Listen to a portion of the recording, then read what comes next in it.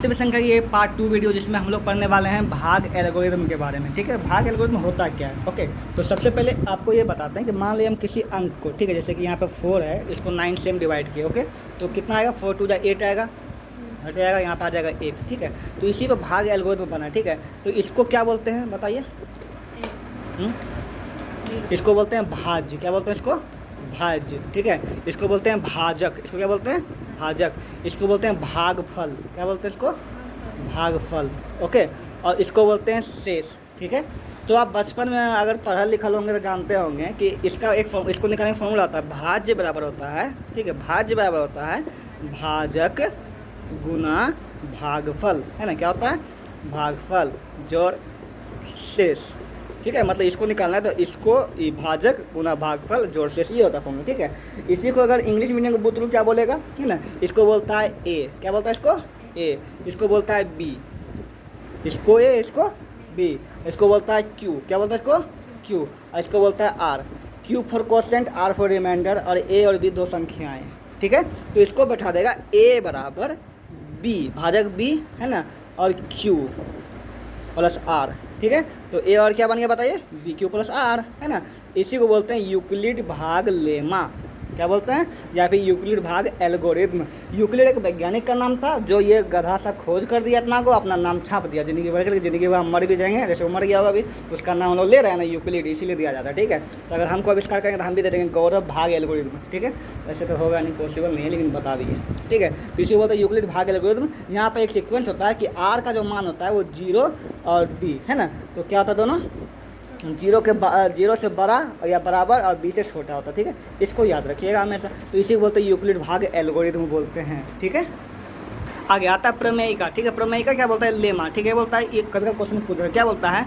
Lemma एक सिद्ध कथन होता है जिसकी सहायता से दूसरे कथन को सिद्ध किया जाता है। मतलब कि एक बोला हुआ चीज़ जिसके वजह से जिसका हेल्प हो दूसरा चीज़ मिल सके। जैसे कि ये एक लेमा बोल सकते, इसको एक चीज़ है ना, कथन एक चीज़ बोला गया है भविष्य में, है ना, बोला गया, फ्यूचर में, पास्ट में बोला गया था। ठीक है, अब इसके साथ हम दूसरा चीज़ को सॉल्व कर सकते हैं। ठीक है, इसी को लेमा बोल देंगे। ठीक है, और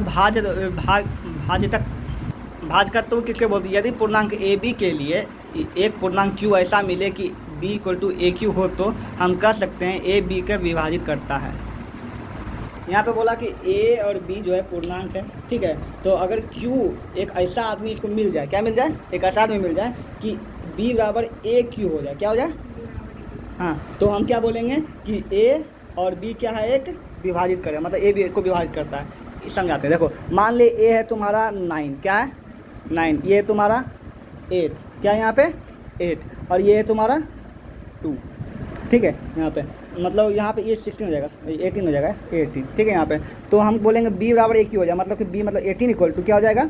9 इंटू 2, 9 इंटू 2 18 होता है ना, ये मिल गया। ठीक है, तो हम बोल सकते हैं कि 9 जो है बी को विभाजित करेगा कि नहीं करेगा? लगेगा ना, बस वही तो बताना है, वही बोल रहे हैं। ठीक है, यहाँ पे इसको बताने का पर्पस ये है कि इसका ऑब्जेक्टिव में आ सकता है, और कोई पर्पस नहीं, इसका क्वेश्चन में कुछ नहीं मतलब है। पढ़ने वाले यूक्लिड भाग लेमा या विभाजन प्रमेयिका, जिसको वही चीज़ हम तो है ही यहाँ लिखा, उसको बाबा क्या बोले? भाजो भाजो ना भागो, उसको समझाई दिए तुमको, है ना। ये भाज होता है, ये भागफल होता है, शेष होता है, वो सब तुमको बता ही चुके हैं। ठीक है, इससे कोई बात है ही नहीं। अब आगे आता है इसके ऊपर कुछ ऑब्जेक्टिव है जिसको हम लोग को समझना है। ठीक है, यहाँ पे तो ऑब्जेक्टिव इस चैप्टर का बहुत इंपॉर्टेंट, सबसे ज़्यादा ऑब्जेक्टिव इसी चैप्टर से पूछा जाता है। ठीक है, 1 2 3 4 से तो शुरू करते हैं। तो बोलता है मोसो ए मतलब कोई नंबर और एक, कोई भी नंबर दुनिया का ले लो, 5 6 8 15 20 और 1 ले लो, तो उसका मोसो हमेशा क्या आएगा? 1 आएगा। ठीक है, मोसो बोलता है 0 और कोई नंबर, 0 और 4 5 6 8 9 10 12 15 18 जो लेना है, 21 जो लेना ले लो। ठीक है, इसका क्या आएगा? हमेशा ए आएगा, मतलब वही संख्या आ जाएगा, वही संख्या आ जाएगा। ठीक है, तो अगर बोलेगा ऑब्जेक्टिव में कि मोसो अब 0 और 4 क्या होगा, तो क्या होगा? हमेशा 4 होगा। ठीक है, अब मोसो अब बोलता है यहाँ पे अगला क्वेश्चन, हाँ अगला क्वेश्चन है ए का 0 बता दी, इसलिए इसको कर दे। ठीक है, अगला क्वेश्चन है कि ए का मतलब कि देखो, मान लीजिए 8 और 8 का मोसो हमेशा क्या आएगा? 8 आएगा। क्या आएगा? 8। इसका बताते हैं कि मान लीजिए यहाँ 0 और 8 का मोसो क्या आएगा? हमेशा बताओ, 8 ही आएगा। ठीक है, और बोलेगा कि 8 और 1 मतलब कोई संख्या और 1 का मोसो क्या आएगा? हमेशा 1 आ जाएगा। क्या आ जाएगा? 1। अगला बढ़ते यहाँ पे बोलता है मोसो ए बी इक्वल टू मोसो बी है, तो सिंपल सी बात है, 2 और 4 का मोसो जो है 4 और मोसो के 2 के बराबर नहीं होगा। 2 गुना 4 8, 8 गुना 2 4 ही था, बराबर था। इसका मतलब उल्टा पुल्टा का तो कोई फ़र्क नहीं पड़ता, ठीक है यहाँ पर। और एक यहाँ पे ये बोला है कि A equal to B Q plus R अगर हो तो ए बी का मौसो बी आर के मौसो के बराबर होता है, ठीक है। ये ऑब्जेक्टिव अच्छा से याद करना, बहुत बार पूछता है, ठीक है। यहाँ पर देखो कोई भी सीक्वेंस ऐसे बना कि ए बराबर बी क्यू प्लस आर हो तो हम बोलेंगे ए बी का मौसो, किसका मौसो, ए बी का मौसो बी और आर के मौसो का क्या होता है, बराबर होगा। इससे इस सीक्वेंस में बैठे तो ए बी का मौसो बी आर के मौसो बराबर होगा, समझाता, ठीक है। मान लिया यहाँ पे हम तुम्हारा 27 दिए, ठीक है। यहाँ पे तो 4 6 जा, देखो तो क्वेश्चन तुमको ये देगा, ये नहीं देगा, ये देगा। इस पर देखो ये किस पे बैठा हुआ है, ए बराबर बी क्यू प्लस आर पे बैठा हुआ है ना, ठीक है। तो बोलेगा कि मौसो है ना, मौसो 27 और 6 का मौसो किसके बराबर होगा, बताओ इसका मौसो किसके बराबर होगा, 4 नहीं 6 और 3 के, किसके बराबर होगा, 6 और 3 के बराबर। इसको याद रखना कि इसका मौसो अगर इस सीक्वेंस में बैठ जाए, ए बराबर बी क्यू प्लस आर के सीक्वेंस में बैठ जाए तो इसका मौसो जो है इसके मौसो के बराबर होगा, बी और आर के मौसो के बराबर होगा, ठीक है। यहाँ पे ये भरा आ जाएगा, समझे कि नहीं समझे।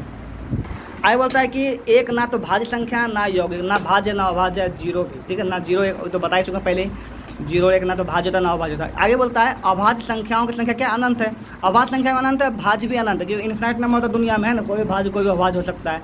सबसे छोटी क्या है बताओ, एकमात्र सम अभाज्य संख्या, मतलब अभाज्य संख्या में जो सम है वो यही 2 है, इसके बाद 4 होगा, 4 भी सम भाज्य हो जाएगा, बाकी सब भाज्य हो जाएगा, मतलब 2 एक सम संख्या भी है और सबसे छोटा भी है अभाज्य।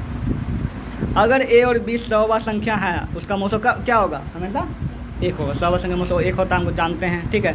अब बता गणित का मूलभूत प्रमेय, अच्छा ये क्वेश्चन बार बार तुमको पूछेगा, गणित का मूलभूत प्रमेय, गणित का मूलभूत प्रमेय, गणित का मूलभूत प्रमेय होता क्या है, ठीक है। कुछ नहीं होता, देखो किसी भी अंक को उसका जो है अभाज्य संख्या में तोड़ना उसको गणित का मूलभूत प्रमेय कराता है। जैसे कि मान लीजिए आप दे लिए हम 18, क्या ले लिए 18, तो 18 को तोड़ो, 2 गुना 3 गुना 3, 2 भी अभाज्य है ना ये, इसी को गणित का मूलभूत प्रमेय या फिर अभाज्य गुणनखंड बोलते हैं। क्या बोलते हैं, मूलभूत प्रमेय इसको बोलते हैं या फिर अभाज्य गुणनखंड बोलते हैं किसी को, ठीक है। वही लिखा हुआ है, अंक गणित का मूलभूत प्रमेय प्रत्येक यौगिक संख्या को अभाज्य संख्या गुणनफल, किसके गुणनफल, अभाज्य संख्या गुणनफल के रूप में बदलता है, बस वही है ना, मूलभूत प्रमेय वही बोलता है, ठीक है। अभाज्य संख्या उसको तोड़ेगी, मतलब ऐसे तोड़ेगी ना 18 को, तो जैसे तोड़ती है 9 आएगा, फिर 3 से 3 आएगा, तो ये अभाज्य संख्या का गुणनखंड बोलेंगे या फिर मूलभूत गणित का मूलभूत प्रमेय बोलेंगे। तो मौसो और लोसो का जब प्रश्न हम बनाते हैं तो आपको पता होगा मौसो जो होता है छोटे घातों का गुणनफल होता है जो कि छोटा घात लेते हैं इसमें, है ना, और लोसो क्या लेते हैं हम लोग, बड़ा घात लेते हैं, वही यहाँ पे, ठीक है। अब यहाँ पे रिलेशनशिप है, कोई 2 संख्या का मौसो 2 संख्या का लोसो किसके बराबर, दोनों संख्या के गुणनफल के बराबर होता है, ये तुमको बहुत बार बता चुके हैं। इसलिए लोसो और क्या होगा, 2 संख्या गुणनफल बटे मौसो, और मौसो और क्या होगा, 2 संख्या गुणनफल बटे लोसो, ठीक है। यहाँ पे होगा, और वहीं पे अगर तुमको निकालना एक संख्या, मतलब ए निकालना, क्या होगा, लोसो गुना मौसो बटे पहली संख्या, और अगर निकालना दूसरी संख्या तो क्या होगा, लोसो गुना मौसो बटे दूसरी संख्या, वेरी गुड, ठीक है। परिमेय संख्या के बारे में कुछ यहाँ पे दिया है जो कि हम 1000 बार बता चुके हैं, एक बार बता क्या परेशानी हो जाए, ये सब चीज़ बता चुके हैं कि अपरिमेय संख्या जो रूट के बाहर नहीं निकले ये सब होता है, ठीक है। जैसे यहाँ पे देखो, ये देखो यहाँ पे दिया हुआ है √3/7/2 दिया हुआ है, ठीक है। ये तो ये परिमेय को अपरिमेय संख्या बताओ, इसके चक्कर में अपरिमेय इस √7 से बाहर निकलेगा ना, तो ये कटेगा तो ये हो जाएगा, ठीक है। अब बताओ 5/√2 और √2 ये क्या परिमेय को अपरिमेय संख्या है, √2 कट जाएगा, बचेगा 5, तो ये परिमेय संख्या, क्या ये परिमेय संख्या। ऑब्जेक्टिव में तुमको हमेशा ऐसा ही पूछेगा, लगेगा कि अपरिमेय देखने में लेकर जाता है वो परिमेय संख्या होता है, समझ में गया ना, काट उठ करके। सरल प्रसार के बारे में हम लोग पहले पढ़ चुके, 3 प्रकार का होता है, शांत और शांत अशांत आवृत्ति होता है, शांत आवृत्ति वाला परिमेय संख्या में आता है, अशांत वाला अपरिमेय संख्या में। यहाँ पर समझते कुछ ऑब्जेक्टिव, पाई क्या है और परिमेय संख्या है, हम लोग जान ही रहे हैं, ठीक है। 22/7 क्या है, एक परिमेय संख्या है, ठीक है, लेकिन पाई एक अपरिमेय संख्या, क्योंकि 22/7 पाई का एक अप्रोक्स मान होता है, कन्फर्म मान नहीं होता, ठीक है। आगे बोलता है वह संख्या जिसे p/q के ऊपर नहीं व्यक्त किया जा सके उसको क्या बोलते हैं हम लोग, बताओ, अपरिमेय संख्या बोलते हैं। ये सब अपरिमेय संख्या एग्जाम्पल है, पता है यहाँ पर, जहाँ पे p के अंदर क्या होगा, √p के अंदर क्या होता है, अभाज्य संख्या होता है ना, ये p का मान क्या हो जाएगा यहाँ पे, मतलब ये अभाज्य संख्या है, इसीलिए इसका मान अपरिमेय संख्या है। बोलता है एक परिमेय संख्या का ऋण हमेशा क्या होता है, अपरिमेय होता है, मतलब √2 का -√2 करेंगे तो -√2 भी अपरिमेय संख्या होगा, ठीक है। अब बोलता है एक परिमेय संख्या और एक अपरिमेय संख्या का योग हमेशा क्या होगा, योग या अंतर, घटाओ या जोड़ो, हमेशा अपरिमेय ही होगा, परिमेय अपरिमेय को घटाओ जोड़ो हमेशा क्या आएगा, परिमेय ही आएगा, अपरिमेय ही आएगा, सॉरी, ठीक है। और बोलता है यदि एक अपरिमेय संख्या, एक क्या है तो 1/a भी क्या होगा, अपरिमेय संख्या, मतलब √2 अपरिमेय संख्या तो 1/√2 भी क्या होगा, एक अपरिमेय संख्या, मतलब उसका उल्टा वही होगा, ठीक है। यहाँ पे यदि परिमेय संख्या इक्वल टू नॉट 0 है ना, और अपरिमेय संख्या का गुणनफल और भागफल अपरिमेय होता है, मतलब परिमेय संख्या अपरिमेय संख्या 2 है ना, जिसको मतलब 0 छोड़ करके परिमेय संख्या एक अपरिमेय संख्या √2 ले लो और एक 5 ले लो, √2 और 5 का गुणनफल क्या आएगा, 2√5 आएगा, 2√5 एक अपरिमेय संख्या है, ठीक है, मतलब उसका गुणनफल भागफल अपरिमेय संख्या ही होता है। क्वेश्चन पूछा पी अगर क्यू की स्क्वायर को विभाजित करेगा तो पी क्यू को भी विभाजित करेगा, जो कि सिंपल सी बात है, समझाते हैं क्या बोल रहा है। ठीक है, मान ले 3 जो है 9 के स्क्वायर को डिवाइड करेगा, ठीक है, 3 9 को भी डिवाइड करेगा, कंफर्म है, सिंपल सी बात है। देखो किसी संख्या का दशमलव प्रतिशत शांत है कि अशांत है पहचानने का एक ट्रिक है। ठीक है, जैसे कि हम तुमको बताते हैं कि मान ले 7/, में लिखे 10, क्या लिखे 10, और एक लिखे 7/, लिखे 12, तो ये दशमलव प्रतिशत अशांत होगा और ये शांत होगा।